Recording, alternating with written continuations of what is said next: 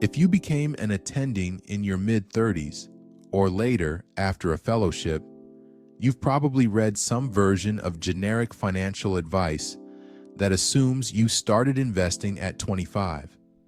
That advice isn't wrong. It's just not written for you.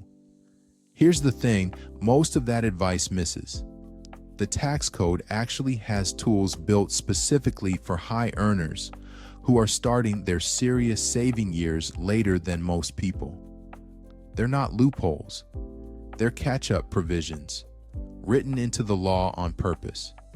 Most physicians have never used them, simply because nobody pointed them out. In the next 10 minutes, I'm going to show you exactly what those tools are, what they're worth in real dollars, and the savings rate math that makes a late start a lot less scary than it sounds. The standard financial independence advice is built around time in the market. Start at 22, let compounding run for 40 years. Physicians don't get that timeline. Medical school plus residency plus, for a lot of specialties, a fellowship, means your real earning years often don't start until your early to mid-30s, sometimes later. But here's the part that generic advice leaves out. You're not starting late with a normal income. You're starting later with a physician income, often 2, 3, sometimes 4 times the median household income. That changes the math completely. The tool you have that a 25-year-old doesn't is a dramatically higher savings rate, even if you have fewer years to apply it. Time in the market matters. So does how much you can pour in each year.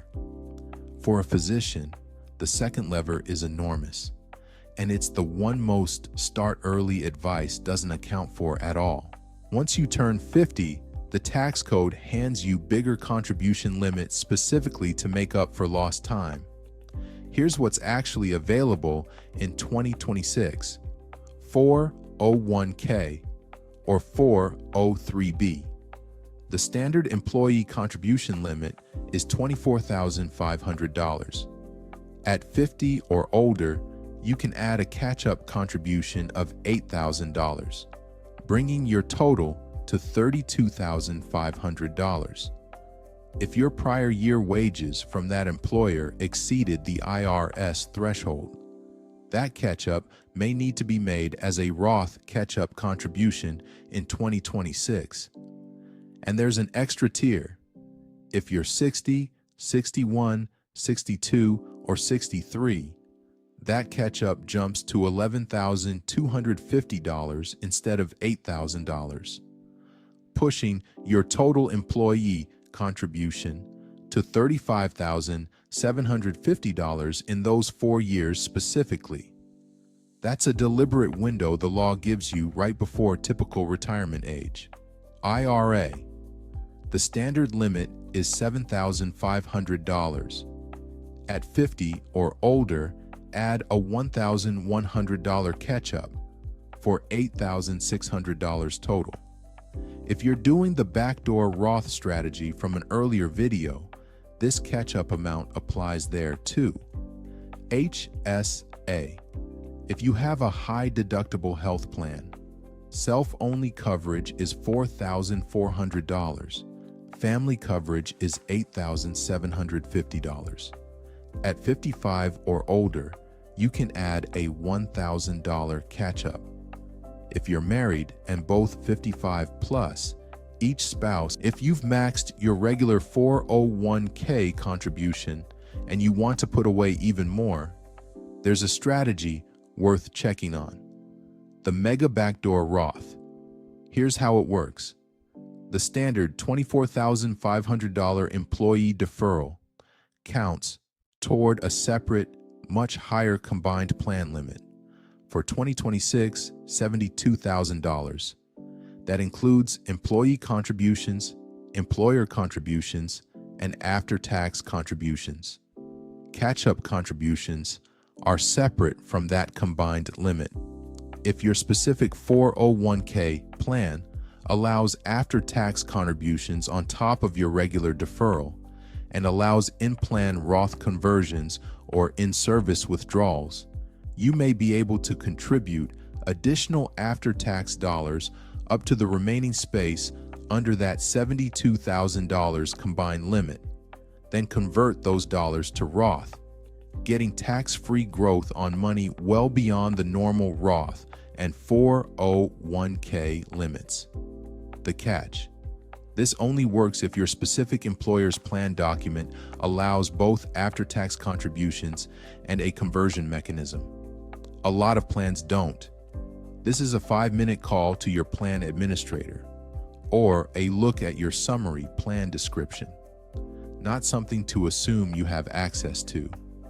Numbers aside, here's the mental model that matters most when you started late. Stop comparing your timeline to a 25-year-old's and start optimizing your savings rate instead of your years invested.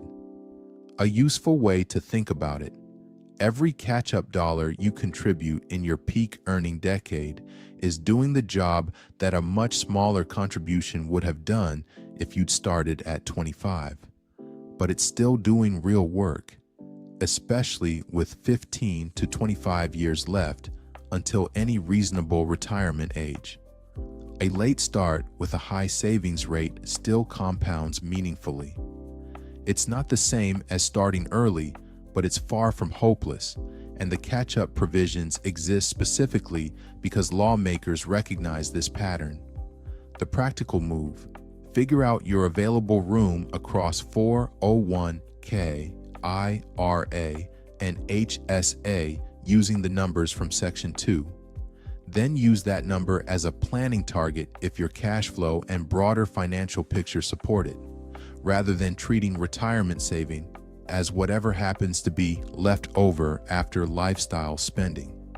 If you started building wealth later than you'd have liked, the fix isn't panic, and it isn't pretending you're 25 again.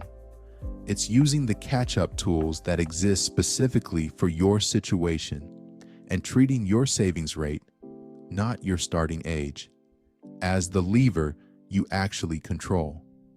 Quick disclaimer: everything in this video is general education, not personalized financial, tax, or legal advice.